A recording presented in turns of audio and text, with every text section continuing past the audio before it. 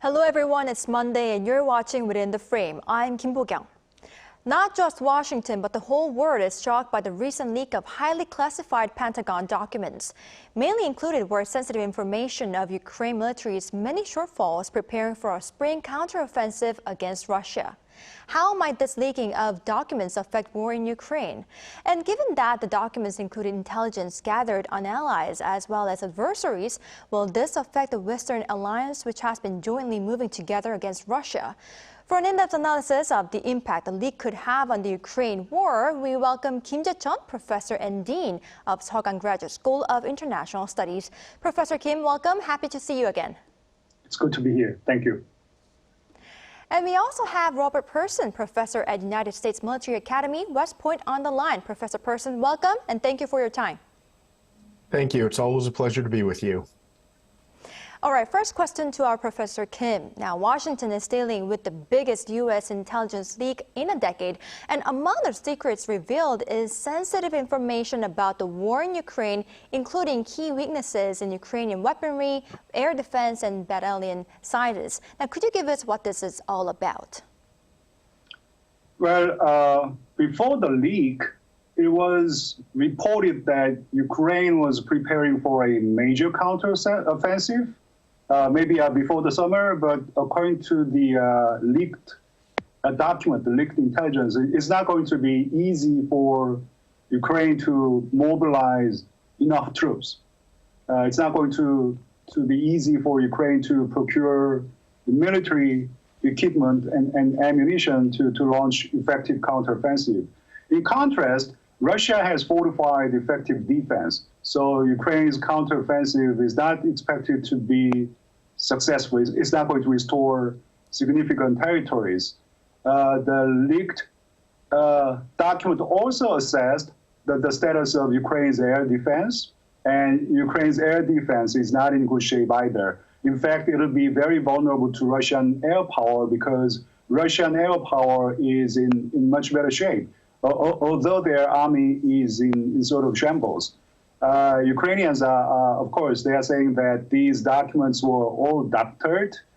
But to be honest with you, I don't know how, whether I don't know much about the authenticity of these documents. But if these documents are authentic, it's a quite worrying situation in Ukraine. Right, I see. Now, Professor Person, as our Professor Kim pointed out, the leaked documents revealed that the Pentagon is not so sure that Ukraine will be able to make big gains in a spring offensive and will only have moderate success. Now, apart from whether this information in the document is reliable or not, what are Washington's reported concerns over the spring counteroffensive, and how might the leak affect this? So I should mention that these are my own personal views and analysis. I'm not speaking for the U.S. government this morning, but I think the concern is whether Ukraine's ambitions in their coming counteroffensive may exceed the capabilities that they actually have, given the shortages that Professor Kim noted. For example, we know that the delivery of tanks and other heavy weaponry that has been promised to Ukraine, that's a slow process, and it may not be available at the time that Ukraine wants it or needs it this spring and into the summer. At the same time, again, Professor Kim noted that Ukraine faces very serious ammunition shortages that are going to limit their ability for offensive gains particularly. And if they have very large ambitions, perhaps attempting to simultaneously take territory in eastern Ukraine as well as southern Ukraine, they may be limited in their ability to do so.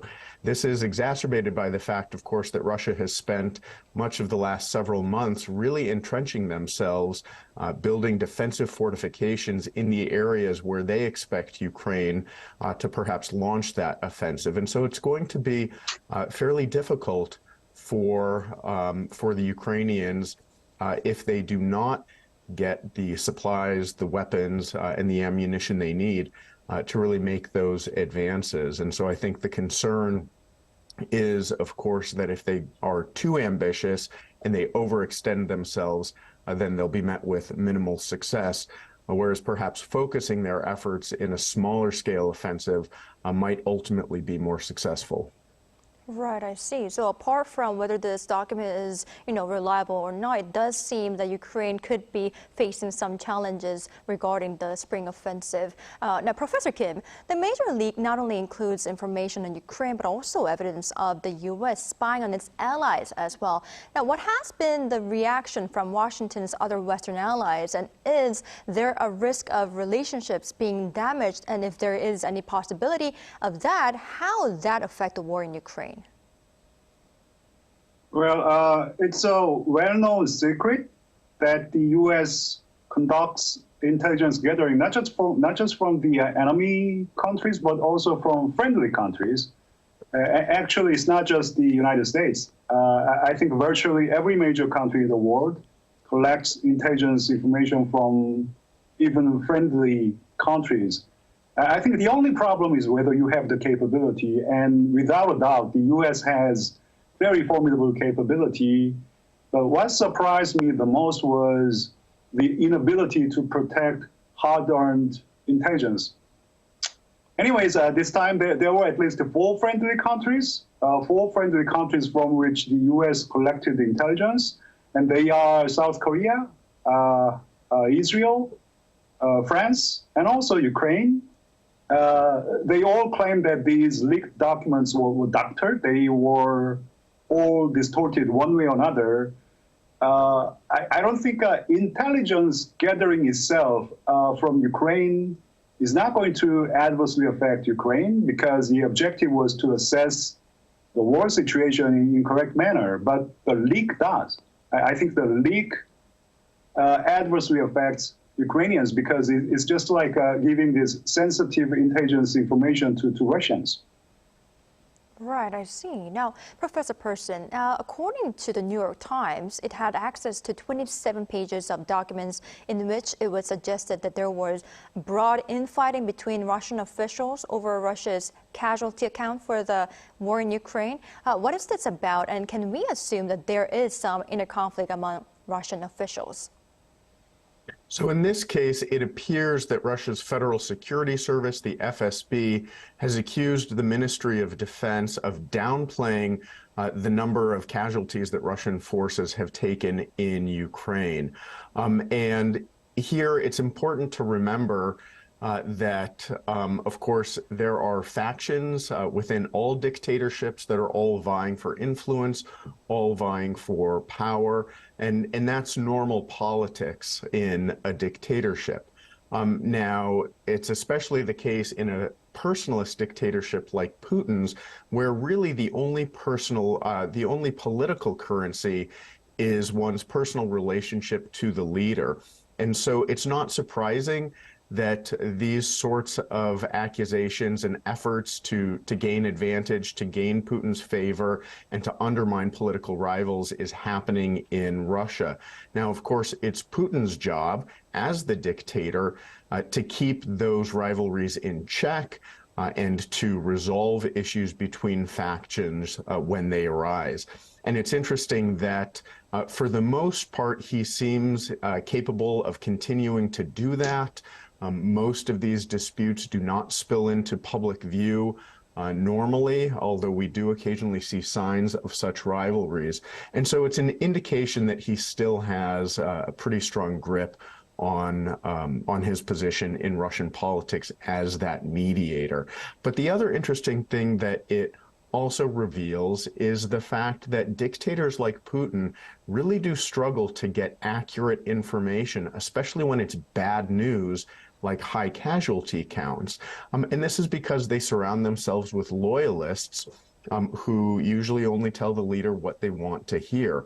And so, Putin may be operating with a limited sense of reality, or at least incomplete information about just how poorly the war in Ukraine really is going for Russia.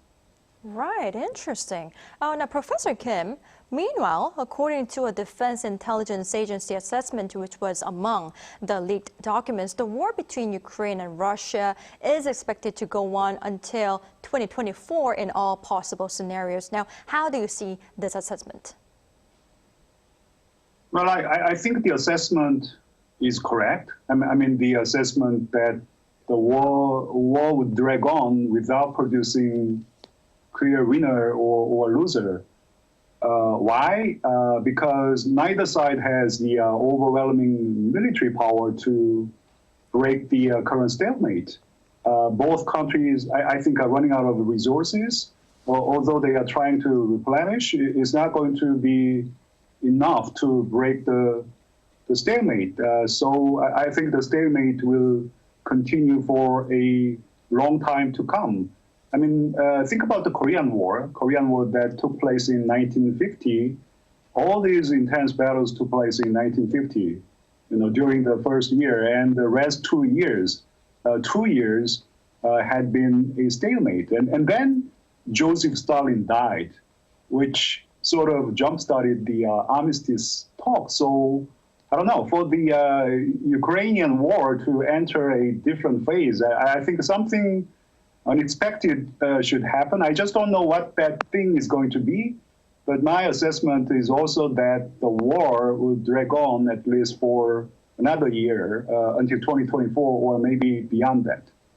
Right, I see. So we could deem such assessment as reliable or correct because neither has overwhelming forces for now. But, right, it seems Russia is on the same page for now because Russian President Vladimir Putin on Friday signed a new conscription law that makes avoiding military service harder. And to this, the UK's defense ministry said it is highly likely part of Russia's longer-term approach to providing the military with personnel. Now, is this really evidence that Russia is getting ready for a prolonged war, Professor Person?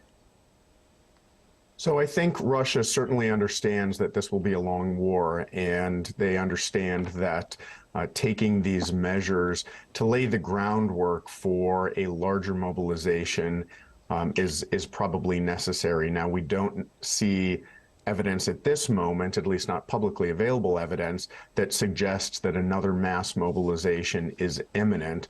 But the new law certainly does provide the government with new tools to achieve such mobilization and expand the ranks with much more severe consequences than previously. Under Russia's previous law, conscriptees had to be presented in person with a draft notice, and if they couldn't reach you with that notice in person, then you weren't legally liable to report for service. Under the new law, those notifications are being sent digitally with the help of Russia's vast surveillance state and all of their technologies.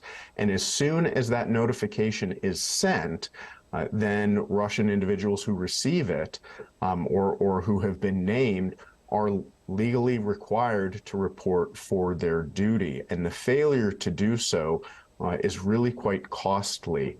Once you are conscripted, you're not allowed to leave the country. And if you fail to report, the penalties can include losing a driver's license, being banned from buying or selling apartments, inability to get a loan, inability to register a company or even register for self-employment, and even losing access to social services. And so it really is a significant escalation that, again, likely will allow the Putin regime to mobilize more resources coercively if they choose to do so. Right, I see. So based on, a lot of this kind of assessments, it does seem right to assume the war is going to be prolonged. And if the war does set to be a prolonged one, Professor Kim, will Western allies be able to continue providing military support that as they have done until now? I mean, what is the most likely scenario in this front? Well, to be sure, the Western allies are united, at least for now. They are united to provide military and economic support to Ukraine, but say if the war drags on, say for another year or two, I don't know how long that unity is going to sustain. Look, there are some 30 member countries in NATO. Sure, they are united than ever. This war gave a renewed life to NATO. That's true. So in terms of security policy, they are united. Without a doubt, but their economic interests sort of diverge because some need Russian oil and gas more desperately, but others don't. And the oil prices soaring for a number of reasons. Last winter was exceptionally warm in Europe, but that benign weather is not going to repeat forever. Even in the U.S., a growing number of Americans are now saying that the U.S. is supporting too much. Although the same 60% of the Americans are still in support of the war, but if a MAGA politician wins presidential election next year, I mean, if Trump or Ron DeSantis wins the election and comes into power in 2025, then I don't know, the U.S. is likely to reduce its support. Then the Western unity is not going to sustain. So I don't know. To be honest with you, I'm not that optimistic. Right, I see. I mean, we'll have to see how long this united front would go and continue due to, like our Professor Kim said, due to many factors. Now, Professor Person, interestingly, the document included concerns over a possible scenario where Ukraine achieves a decisive advantage of the battlefield, saying Ukraine could conduct riskier offensive operations for additional gains, which could then compel Russia to escalate conflict or give China a reason to begin providing lethal support to Russia. What is the most concerning aspect from Washington's perspective based on that assessment? So again, I think based on the public reporting that I've had access to, is the real concern is perhaps less about a stunning Ukrainian victory in the near term. Again, we previously spoke about just how challenging any offensive gains are going to be this year. But I think the real concern is that if Ukraine begins taking action against targets inside Russia that they believe are necessary to ultimately to generate victory, going after Russian supply depots, transportation, logistic areas, places that Russia uses to support their war effort. I think the fear is that if Ukraine begins attacking more vigorously inside of Russia, that this could provoke an escalation response from Moscow. So, of course, the real question mark is the matter of Crimea and whether Russia will respond to Ukrainian attacks on Crimea in an escalated or more severe manner. Of course, Ukraine sees retaking Crimea as central to their war effort, not just because it's a military hub that's crucial to Russia's efforts, but also because, of course, Crimea is part of Ukrainian territory, and Kyiv would like to see it returned. Right, I see. Now, Professor Kim, the leaked documents also apparently included conversations between Korean officials, particularly South Korea's concerns over the sale of 330,000 rounds of 155mm artillery shells to Poland. Now, this was, as far as I know, not the first request for this artillery shells. Why is South Korea seeing such repeated requests? I mean, what is it about these 155mm artillery shells? In case of 150mm artillery shells as opposed to 155mm, when you fire these 150mm shells, you can sort of trace where these shells were made from these empty shells. So you sell these 150mm to the United States, and the U.S. gives these to Ukraine, and Ukrainians use them on the battlefields. And Russians would find out. Russians would find out that they came from South Korea.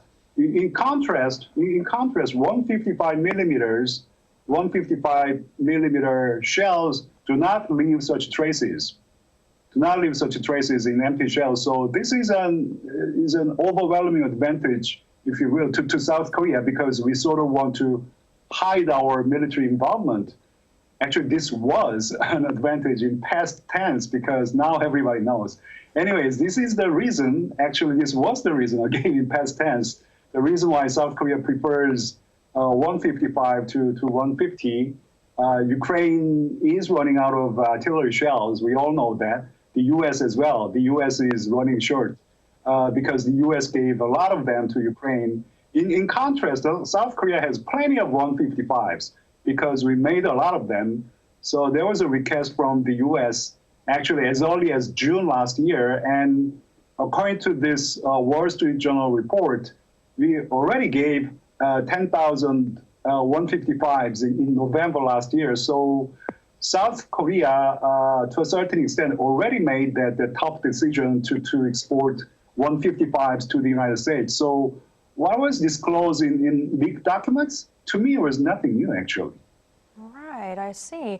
Now, Professor Person, I believe this could be our last question, but you know, the leaked conversation between the top officials, whether distorted or not, brought Seoul's policy against supplying lethal aid to Ukraine to the surface. Will this have any impact on South Korea's stance?